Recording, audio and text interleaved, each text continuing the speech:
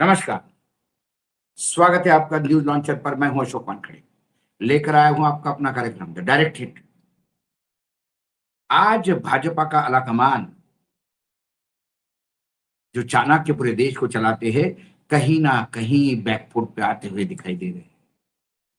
आपने पूर्वी भारत में तो बंगाल कब्जे में करके बहुत बड़ी विजय हासिल की, लेकिन महाराष्ट्र में बहुत गड़बड़ हो रही है। और तमिलनाडु, जहां इनको इस बार लगा कि सरकार बन रही है, वहां पर भी अब अन्नामलाई, जो बड़े ताकतवर नेता थे भाजपा के, अब उनका इस्तीफा उन्होंने 5 पन्ने का दे दिया। उसको संभालने में, यानी उनको मनाने में, ना अमित शाह, ना जनरल सेक्रेटरी ऑर्गेनाइजेशन, महामंत्री संगठन, ना नवीन नितिन समझा पाए। तमिलनाडु में बीजेपी की अगुवाई कर चुके के अन्नामलाई ने मंगलवार को दिल्ली में पार्टी के अध्यक्ष नितिन नवीन से मुलाकात की। इसके बाद वह गृह मंत्री अमित शाह से भी मिले। के अन्नामलाई ने नितिन नवीन को 5 पेज का इस्तीफा सौंपा। के अन्नामलाई जल्दी ही खुद का कुछ फैसला ऐलान करने वाले हैं।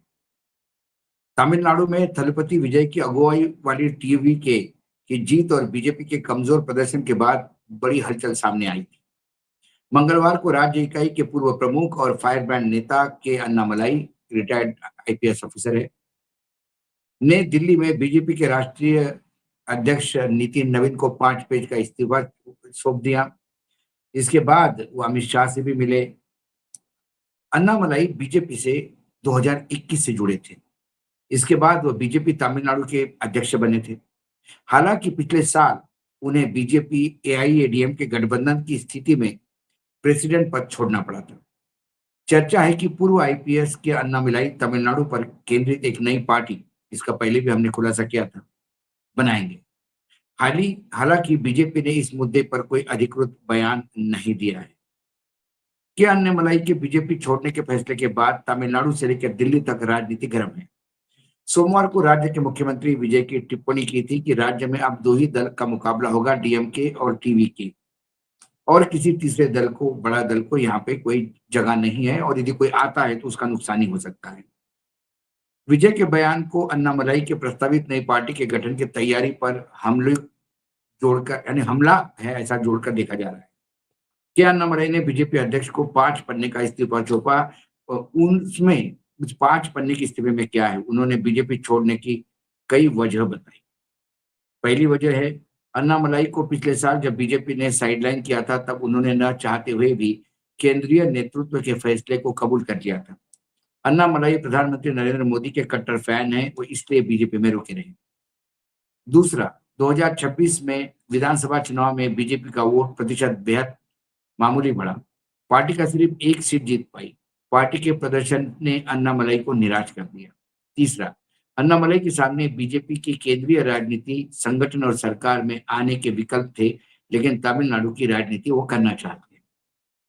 चौथा, विजय की अगुवाई वाली टीवीके की जीत ने द्रविड़ दलों को वर्चस्व तोड़ दिया है। अन्नामलाई विजय की कुर्सी संभालने के बाद ही मजबूत विपक्ष देने की तैयारी में जुटना चाहते हैं।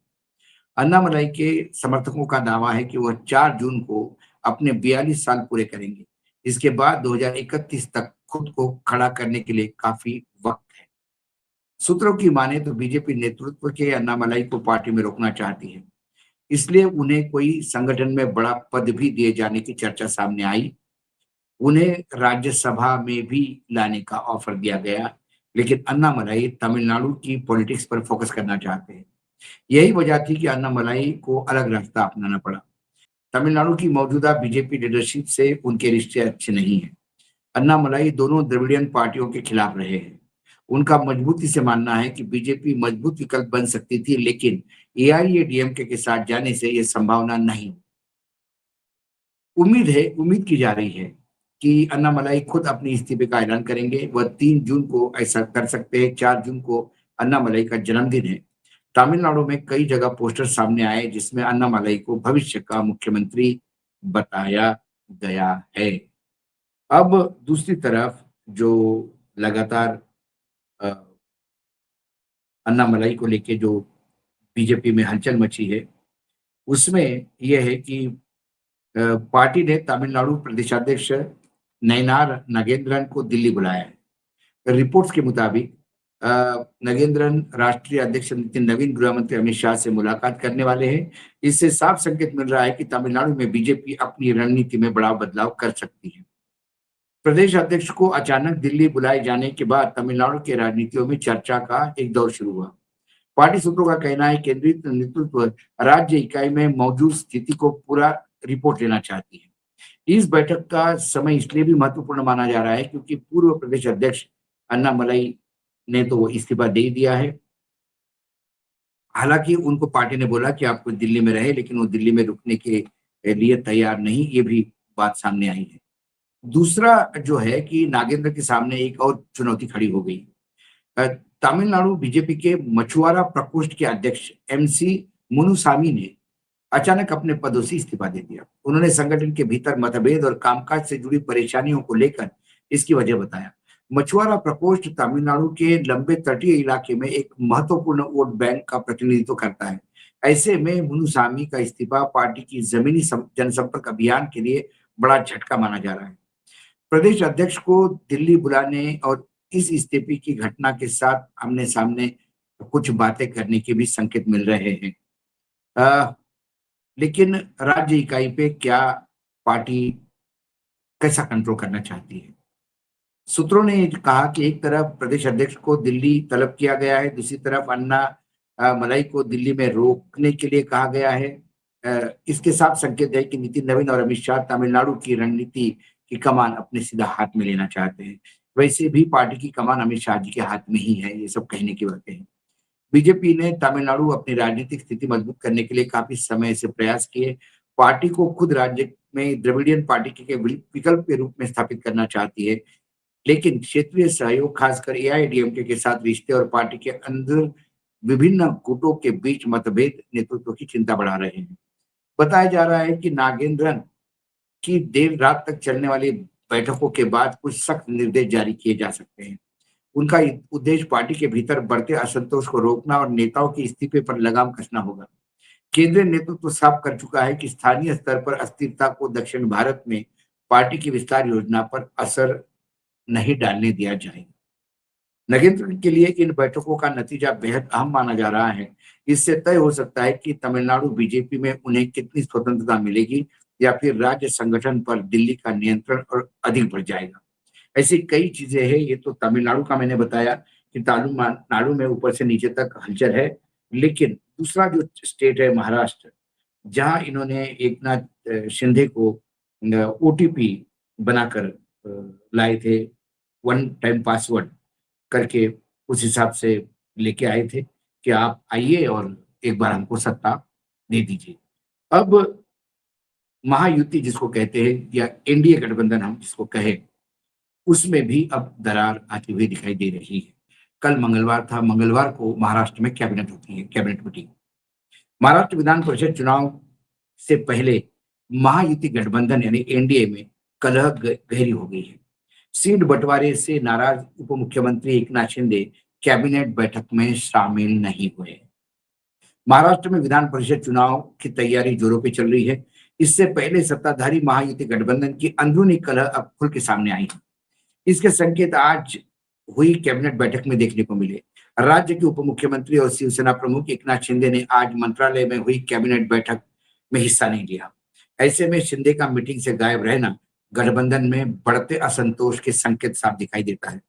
सियासी गलियारों में चर्चा ये भी है कि एकनाथ शिंदे विधान परिषदों के सीटों के बंटवारे और महायुति के भीतर बढ़ते विद्रोह को लेकर बेहद नाराज है। जानकारी के अनुसार एकनाथ शिंदे को तय कार्यक्रमों के मुताबिक मंगलवार को कैबिनेट बैठक में आना था, लेकिन बैठक शुरू होने के बावजूद वे मंत्रालय नहीं पहुंचे। ऐसे में कयास लगाए जा रहे हैं कि मुख्यमंत्री देवेंद्र फडणवीस की मौजूदगी में हुई इस मीटिंग से उनका दूर रहना कहीं महायुति में गड़बड़ के संकेत तो नहीं है। मीडिया रिपोर्ट के मुताबिक एकनाथ शिंदे विधान परिषद की सीटों के बंटवारों को लेकर काफी नाराज है। 17 सीटें हैं, 4 एकनाथ शिंदे को मिली, 2 अजित पवार गुट को मिली और बाकी 11 पर बीजेपी लड़ रही है। खासकर नासिक, छत्रपति संभाजीनगर, रायगढ़ और यवतमाळ जैसे 4 महत्वपूर्ण क्षेत्र में उम्मीदवारों को लेकर गठबंधन के सहयोगी दलों के बीच तीखी खींचतान चल रही है। शिंदे गुट का आरोप है कि उनका हक की सीटें उनको नहीं मिली है। स्थानिक स्तर पर कार्यकर्ता और नेता इस फैसले से बेहद नाराज है। खासकर संभाजी नगर में जो एक ताकतवर शिवसेना के नेता है अब्दुल सत्तार, उन्होंने उन्होंने जो बीजेपी का उम्मीदवार बीजेपी के खाते में सीट गई, वो शिवसेना चाहती थी लेकिन बीजेपी ने वहां कर दिया, तो उन्होंने अपने बेटे को वहां पे निर्दलीय करके उतारा है। इससे प्रॉब्लम और बढ़ गए हैं। विधान परिषद चुनाव को लेकर महायुति में शामिल दलों के बीच कई जगह पर बगावत देखी जा रही है। कुछ सहयोगी दलों के नेता ने महायुति के आधिकारिक उम्मीदवारों के खिलाफ मोर्चे खोल दिए हैं। इससे गठबंधन की मुश्किलें बढ़ गई हैं। रायगढ़ विधानसभा की सीट पर महायुति की ओर से एनसीपी के अनिकेत तटकरे, सुनील तटकरे के बेटे हैं, उनको उम्मीदवार बनाया गया है क्योंकि वो सीट रायगढ़ की उन्होंने मांगी। लेकिन एकनाथ शिंदे की शिवसेना के विधायक महेंद्र दळवी की बेटी जुईली दळवी ने भी यहाँ से पर्चा भरा है और वो भी ताल ठोक के है। वहीं अमरावती में भाजपा के आधिकारिक उम्मीदवार प्रवीण पोटे के सामने शिवसेना के विप्लव बजोरिया ने ताल ठोकी है, यानी एकनाथ शिंदे के ही आदमी ने। ऐसे कई जगह है जो एक दूसरे के खिलाफ लोग खड़े हैं। पुणे में भी जो बीजेपी के उम्मीदवार जो बीजेपी पार्टी में थे वो रातों रात अजित पवार के एनसीपी में चले गए और वहां उम्मीदवार भी घोषित हो गए। एक बहुत बदनाम बिल्डर है संजय काकड़े। पुणे में किसी भी बिल्डिंग मतलब कंस्ट्रक्शन लाइन के किसी भी आदमी को पूछो, कान पे हाथ रखता है। हर एक के पैसे उसने मतलब किसी के पैसे नहीं देता, इसलिए बहुत बदनाम है वो। ईडी की अलग इंक्वायरी चल रही थी। वो इंडिपेंडेंट मतलब पैसे के भरोसे राज्यसभा भी इंडिपेंडेंट उम्मीदवार बने थे। और देखिए, उनकी कभी अजित पवार से पटी नहीं, उनकी शरद पवार से उनके अच्छे संबंध होने का वो दावा करते थे।